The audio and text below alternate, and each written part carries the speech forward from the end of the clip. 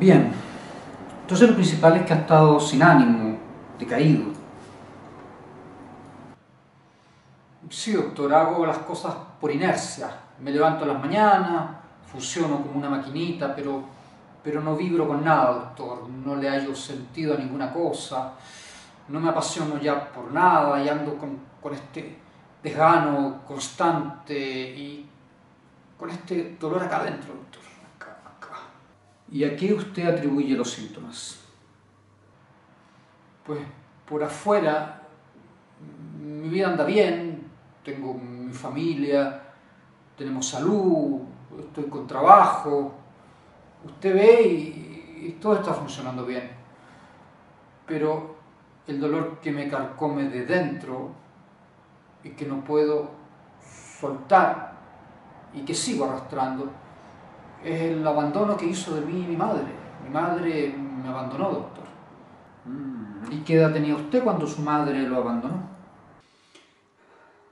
Yo tenía 34 años.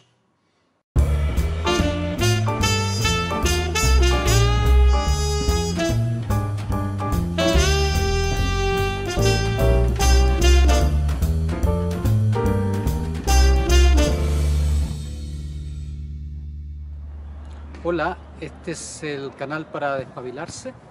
Soy Francisco Alcobolado. Cuando niño, uno no es responsable de lo que hace. Los niños pueden hacer un desastre, una maldad, y son los padres los que tienen que responsabilizarse por esos hechos. Los niños no tienen la capacidad de decir, oh, es mi responsabilidad esto que ha ocurrido. La definición de ser adulto y la gran transformación, el paso de la niñez, de la infancia a la adultez, es cuando reconocemos y nos hacemos responsables de nuestras vidas. No andamos culpando a otros de nuestro destino y de nuestras decisiones. Sin embargo, eso no es siempre así. Como adultos, seguimos con esta psique de niños y pensamos que los demás son responsables de nuestro dolor, de nuestro fracaso, de los errores que hemos cometido, y andamos buscando culpables. Y muchas veces los culpables yacen allá en el pasado, muchos años atrás, y recogemos en la mamá, en el papá, en el trauma, en aquel dolor, que todavía están vivos aquí en el presente, y ellos son los culpables de lo que aquí hoy día me ocurre. Todos, cuando niños, en la infancia, tuvimos lo que se llama una herida incurable. La herida incurable es un suceso en nuestra niñez que fue doloroso, que fue brutal, que fue traumático y que nos deja una herida en nuestra psique, en nuestra psicología. Esta herida pudo haber sido una separación temprana de los padres, pudo haber sido la ausencia de uno de estos. Esta herida incurable pudo haber sido el hecho de que nací gordo y en el colegio me molestaban, el hecho de que nací con una pierna más corta. La herida incurable pudo haber venido de muchos dolores y acontecimientos que dejan una marca. Mi padre me maltrataba, hubo una historia de abuso, etc. Las posibilidades son interminables. Esa herida incurable generalmente la arrastramos a la adultez y nos andamos quejando. Y sobre esa herida incurable construimos nuestra neurosis. Sí, esta parte parcial de nuestro ser, esta parte automática y repetitiva, que no nos deja ser libres y que nos mantiene atados a aquel que tuvo la culpa allá en la infancia. Con la herida incurable uno tiene dos posibilidades. Uno puede,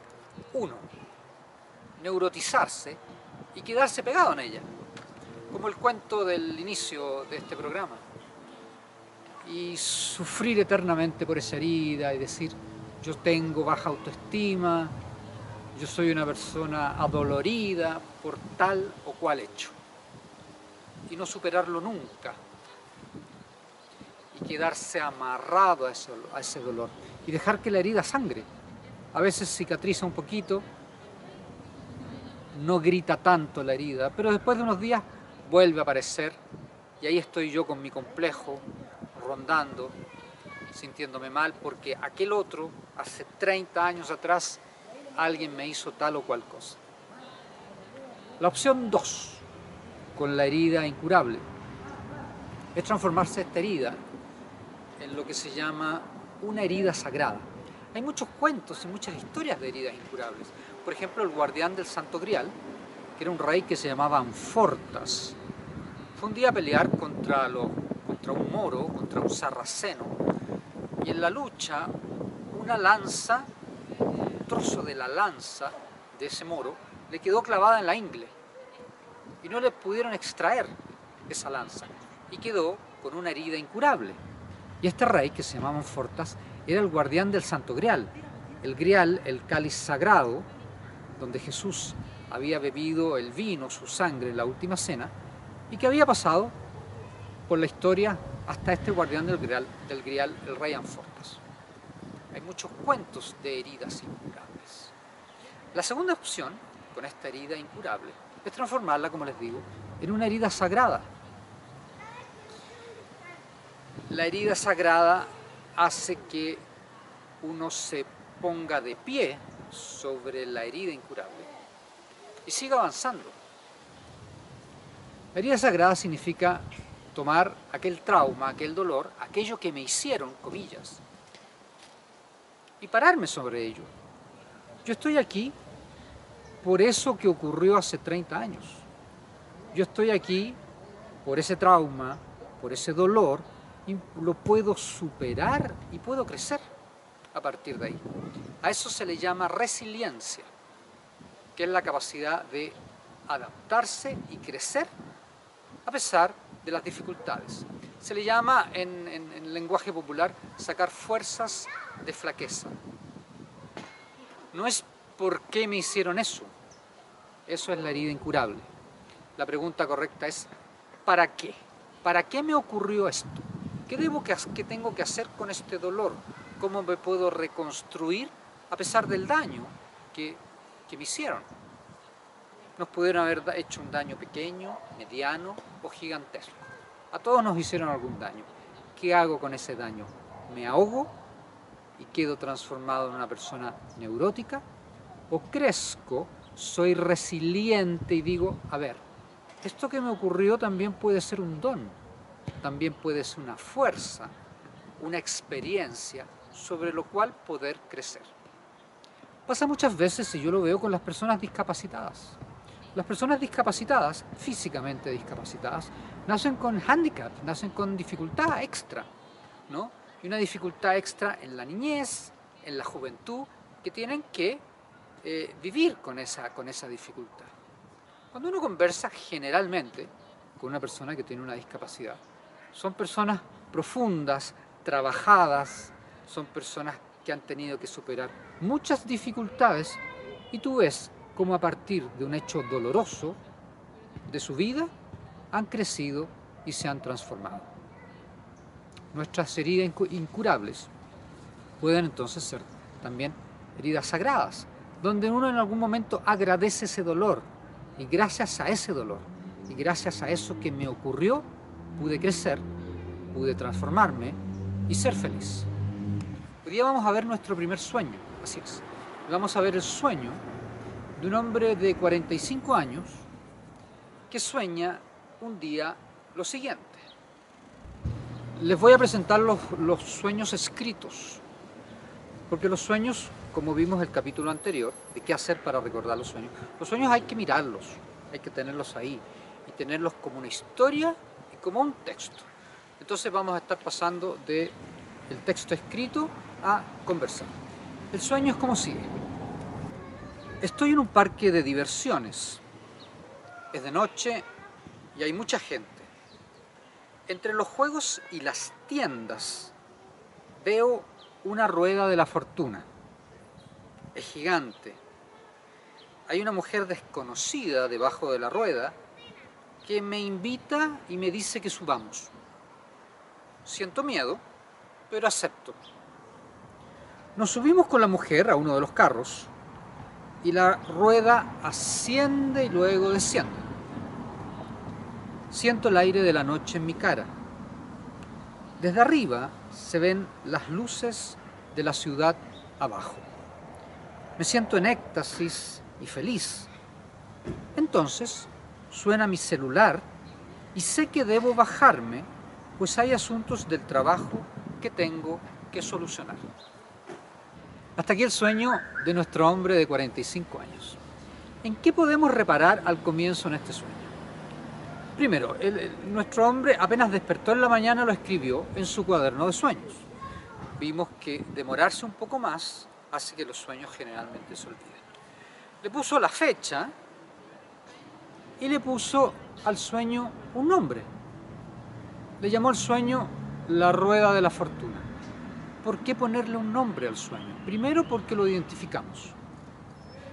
Cada sueño, al tener un nombre, va a cobrar una particularidad, va a ser único, va a ser identificable, va a decir, ah, sí, el sueño, la rueda de la fortuna. Y en segundo lugar le ponemos un nombre, porque de esa manera uno escoge uno de los símbolos principales del sueño. Yo no voy a escoger como símbolo principal generalmente la noche, el sueño ocurre en la noche, sino voy a escoger algo que me llamó la atención, algo que me resaltó del sueño. En este caso el soñante le pone la rueda de la fortuna. También le pone una fecha. Son importantes las fechas en que tenemos un sueño, porque eso determina la identificación del contexto, es decir, de lo que estaba ocurriendo en mi vida cuando tuve ese sueño. Los sueños son imágenes, películas nocturnas de lo que ocurre en nuestra vida, nada más. Es como si hubiese una película todas las noches que se cuenta a propósito de nosotros y de lo que me está ocurriendo en lo diurno. Entonces por eso las fechas son importantes. Otro elemento que podemos reparar es que el soñante ha contado el sueño como si estuviera ocurriendo ahora, en presente. En vez de decir, era de noche, había un parque de diversiones y me subía a una rueda de la fortuna, tiempo pasado, el soñante, y lo que deben hacer ustedes en su cuaderno de sueño, es traer la escena del sueño al aquí y el ahora y escribirlo siempre en tiempo presente. Es decir, es de noche, camino por una feria de diversiones, me subo a una rueda de la fortuna, siento éxtasis arriba de la rueda, etc. Lo vamos a tomar los sueños y a escribirlos en tiempo presente. Fecha, nombre, escritura en tiempo presente. El otro elemento importante es que escribimos todos los datos que recordemos los del sueño. Todos los detalles son importantes. A veces podemos pensar que un detalle es insignificante, pero no, nos va a servir. Una vez que el sueño está escrito, una vez que el sueño tiene un título, lo que van a hacer es, y ese es el punto número 1, determinar cuál es la estructura de un sueño.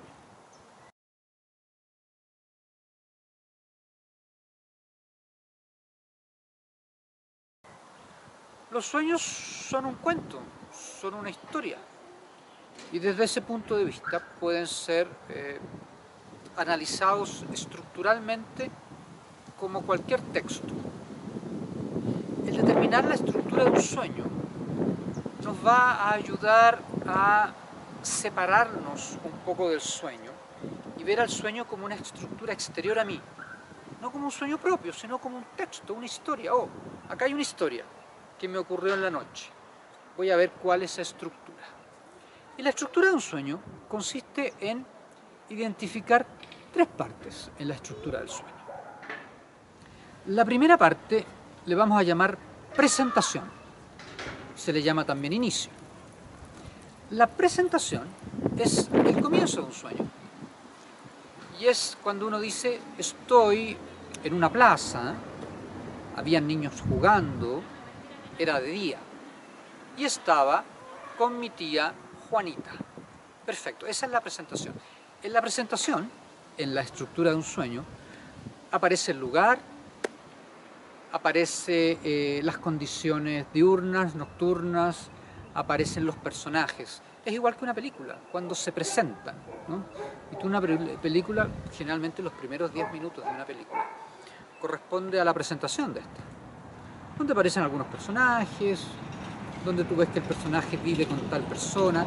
No ha ocurrido todavía el conflicto, no hay conflicto. Pero tú ya ves, generalmente, a veces las estructuras pueden variar de la película, pero tú ves ya de qué se trata el inicio, el personaje, el lugar, el país, la profesión, a lo que se dedicaba nuestro protagonista. En los sueños es igual, identificamos entonces una estructura. ¿Cuál es la estructura de nuestro sueño, la rueda de la fortuna? ¿Cuál es la presentación? La presentación del sueño corresponde al momento en que él dice: estoy en un parque de diversiones, es de noche, hay mucha gente. Perfecto. Esa es la presentación del sueño. Se identifica el lugar, se identifica el tiempo, se identifica con quién está, ¿no? Uno se ubica en el sueño. Hasta ahí la presentación. Entonces lo que vamos a hacer una línea para decir, ok, este segmento del sueño, este segmento del cuento sueño, es la presentación. La segunda parte en la estructura de un sueño es el llamado desarrollo o drama. El desarrollo es la parte del texto, del cuento o del sueño, donde ocurre la enjundia del sueño, donde ocurre el drama, donde se desarrollan acontecimientos. A veces uno está viendo una película y en la película se presentan los personajes, aparece el lugar, el protagonista va al colegio, pero no hay drama, no hay ningún todavía giro, no hay un conflicto. Y la película pasa y no hay conflicto. Hasta que de repente tú dices, aquí está el conflicto, ahora ya lo veo. Hay películas que se demoran mucho en manifestar el conflicto. Hay otras que el conflicto lo manifiestan desde el inicio, ¿sí? El conflicto es la parte más enjundiosa, más intensa del sueño. Y eso ocurre siempre en el segmento de la estructura del sueño que llamamos el desarrollo. ¿Cuál es el desarrollo? ¿Cuál es el drama de nuestro sueño? El drama ocurre en el momento en que nuestro soñante se pasea por el parque de diversiones y encuentra la rueda de la fortuna. Encuentra la rueda de la fortuna y es invitado por esta mujer a subirse. El soñante tiene miedo, pero acepta subirse a la rueda de la fortuna y empieza a subir y a bajar. La rueda es gigantesca, puede ver las luces de la ciudad desde arriba y en ese momento siente éxtasis, se siente contento. Ese es el drama, ese es el desarrollo del sueño. Le vamos a llamar drama o desarrollo a la segunda parte de la estructura. Presentación, desarrollo o drama. ¿Sí? Y vemos que en el drama, el protagonista que había sido presentado al inicio, el lugar que ya había sido presentado al inicio, ahora hay una evolución, pasa algo, ¿sí? Es el momento en que pasa algo en el sueño. El protagonista encontró una rueda de la fortuna, le daba miedo subir, aparece una mujer, qué extraño, la mujer lo invita, él acepta, la rueda empieza a girar y él se siente en éxtasis. Ese es el desarrollo del sueño. El tercer punto en la estructura del sueño es el final. Presentación, desarrollo, final. Y los finales son muy importantes. Jung, nuestro psiquiatra suizo, Carl Jung, consideraba los finales de los sueños como pronósticos. Venía un paciente a su consulta, primera sesión, el paciente le contaba un sueño y Jung reparaba mucho en el final. Sí, tal vez. El final daba una señal, arrastraba un símbolo sobre si el soñante tenía las herramientas para superar el conflicto, para trascender el conflicto que le traía la consulta, o si aún no tenía las herramientas. Entonces para Jung era muy pronóstico los finales de los sueños. Y el final corresponde a la última parte del sueño, corresponde al desenlace. ¿Qué ocurre al final? ¿Sí? ¿Qué pasa? Tenemos la presentación de personajes, tenemos el drama, el desarrollo, y va a tener que terminar el sueño. Los sueños, como los cuentos, terminan de muchas maneras. Terminan abruptamente, terminan bien, terminan mal, terminan con una interrogante, etc. Las maneras de finalizar un sueño son infinitas. ¿Cómo es el final? ¿Desde dónde va el final y cómo es el final de nuestro sueño, la rueda de la fortuna? El final corresponde al momento que le suena el celular. Nuestro soñante está estático en la rueda de la fortuna, ve las ciudades de arriba, va acompañado de la mujer. Y el celular hace que reparen que tiene trabajo que hacer. No sabemos quién lo está llamando, él no lo recuerda, pero con la llamada del celular él se conecta con la realidad aparentemente y dice: no, me tengo que ir, tengo que dejar la rueda de la fortuna, y se marcha. Y se va de la rueda de la fortuna, se va del parque de diversiones y el sueño se acaba. No lo vemos irse del parque, él no tiene la imagen, pero él sabe que tiene que bajarse y que hasta aquí llegó el dar vueltas y el girar en la rueda de la fortuna. Ese es el final. En el momento en que suena el celular, parte el final. ¿Sí? Entonces tenemos la estructura del sueño, que nos permite observar el sueño como si estuviéramos en un laboratorio, separar las partes, la presentación, el desarrollo y el final. Bien, ahí tenemos ya la primera parte del análisis de un sueño, la estructura. Definida la estructura: principio, presentación, drama o desarrollo y final. ¿Qué vamos a seguir haciendo con un sueño? A continuación, el punto 2. La segunda acción que vamos a ejercer sobre un sueño va a ser identificar las emociones de este.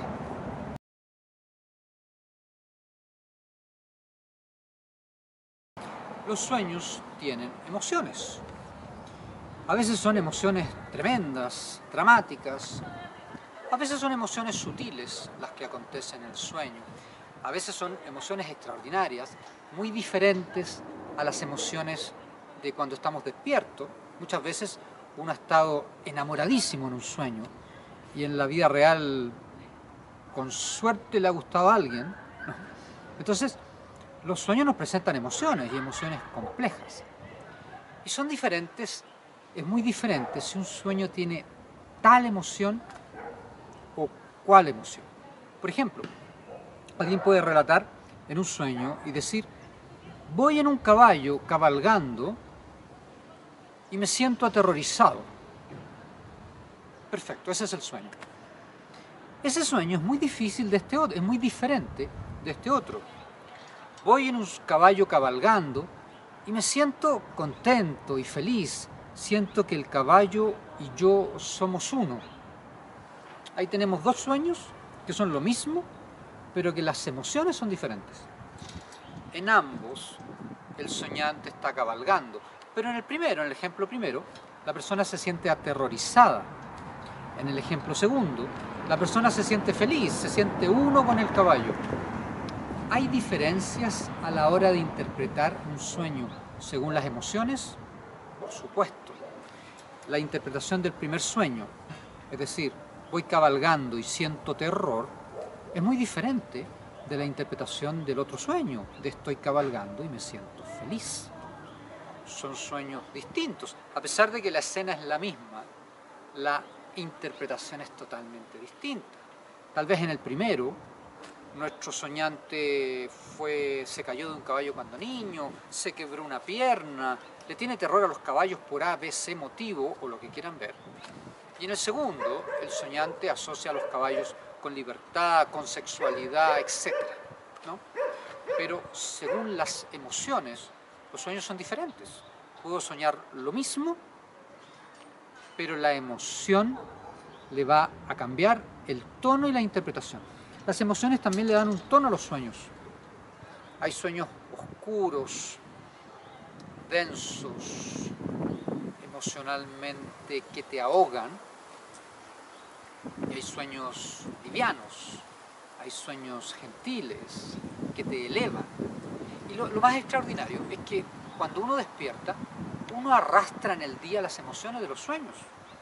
Por supuesto, todos hemos tenido pesadillas, y pesadillas, vamos a hacer capítulos, programas de las pesadillas, y pesadillas donde uno despierta gritando, con taquicardia, sudando frío, etc.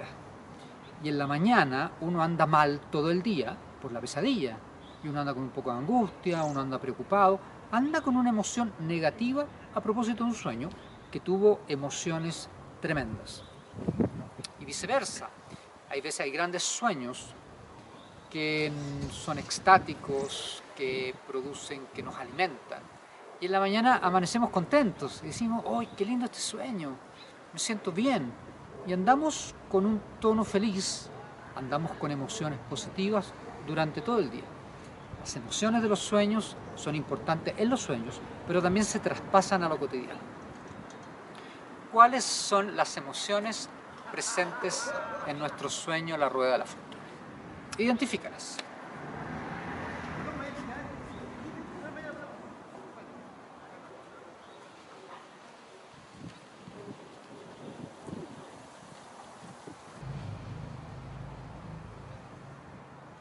Al principio, el soñante no nos relata ninguna emoción. Está en el parque, es de noche, avanza, hay tiendas, se acerca a la rueda de la fortuna, y la primera emoción aparece cuando la mujer desconocida, le invita a subirse a la rueda.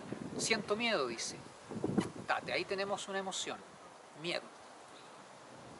Se sube a la rueda, a pesar del miedo, está muy bien eso, va a tener un significado. Empieza la rueda a rodar, él sube y baja, y de repente tenemos otra emoción, segunda emoción en un sueño, éxtasis, felicidad, se siente extático, se siente contento. Esas son las emociones que aparecen en el sueño, según el relato del soñante. Con esto identificamos varias cosas. Primero, que pueden haber varias emociones en un sueño, exactamente. Puedo ir yo cabalgando en el caballo y sentir terror, y más adelante ese terror ceder y sentirme contento. Entonces un sueño puede tener varias emociones diferentes. También va a influir mucho la intensidad de estas emociones. Hay veces que las emociones son piolas, son insignificantes, a veces incluso la persona no identifica emociones. Bien, también me habla algo. Hay veces que las emociones van a ser normales y hay veces que van a tener una gran intensidad. Acá el soñante no repara en cuanto era el miedo, simplemente dice que es miedo. Pero sí la emoción éxtasis no es una emoción muy frecuente. No sentimos todos los días éxtasis, ¿no? En general las emociones en lo cotidiano son más planas.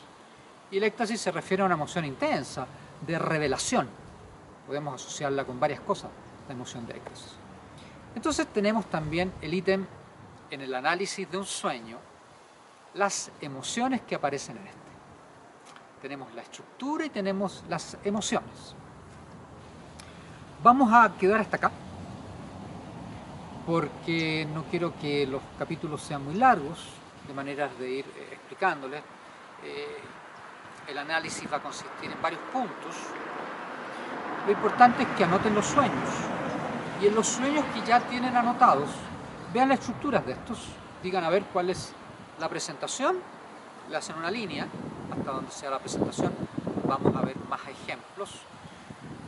Identifiquen el desarrollo del sueño, marcan otra línea en el sueño hasta donde vean el desarrollo, y sobre todo identifiquen los finales. Se resolvió el sueño, terminó abruptamente, no le tuve solución al sueño. En nuestro sueño, la rueda de la fortuna, el sueño termina con nuestro personaje abandonando la rueda y abandonando el parque de diversiones. Tiene que significar algo.